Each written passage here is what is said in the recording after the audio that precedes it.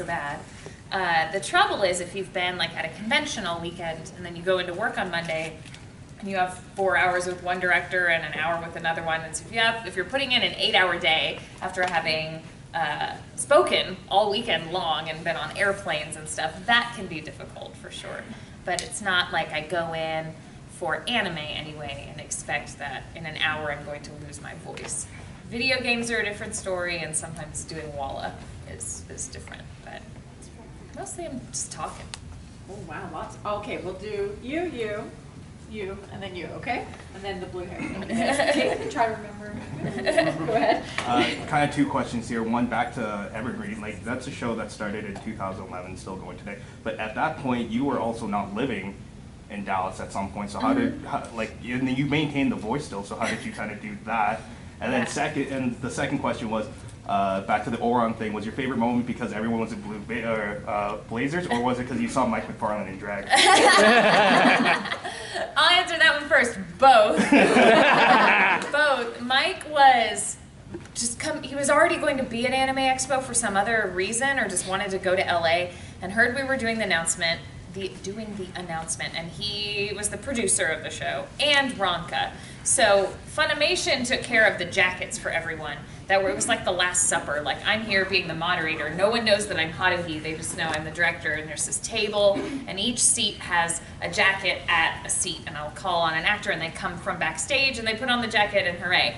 We get through everyone, and I think maybe even me, and you hear, Haruhi from the back. And in comes Mike, dressed as Ronka in a dress that he bought at Ross like the night before. I was with him buying the dress, and so was Taliesin, who is not in Oron, but he lives in LA. So he's like, yeah, I know where to go where you can buy a dress. Yeah,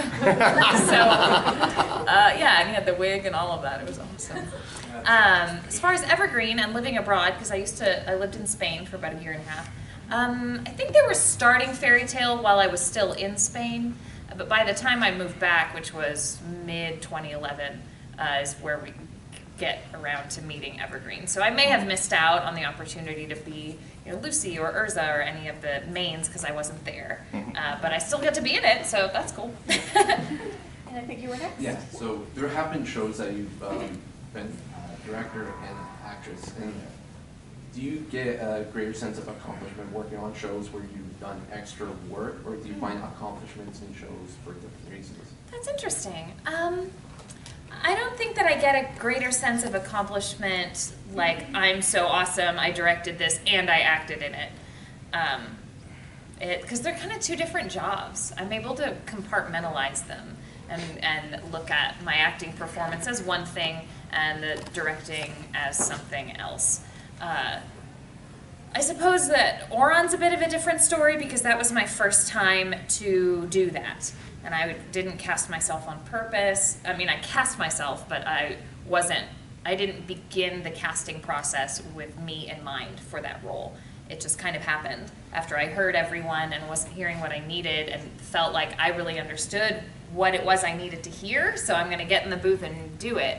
And then I had to prove to Mike McFarland that I was right for the part because he was the producer and he had to be able to back me up if there was any, talk at the water cooler about, oh, Caitlin is cast herself as the lead in her own show. But he heard it and he thought it was good and he had helped me a little bit to make some adjustments.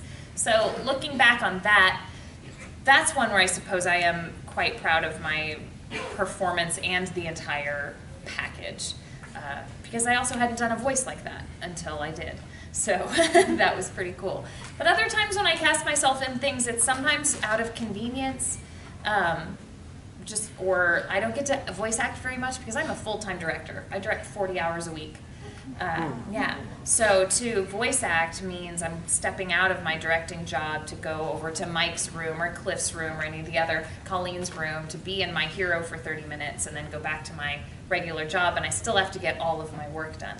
So because of that, we directors don't seem to cast other directors, even though all the directors are fantastic actors. It's kind of a hazard of the job, unfortunately. So when I say blank stare in his eyes, should have given up on the ones I trust.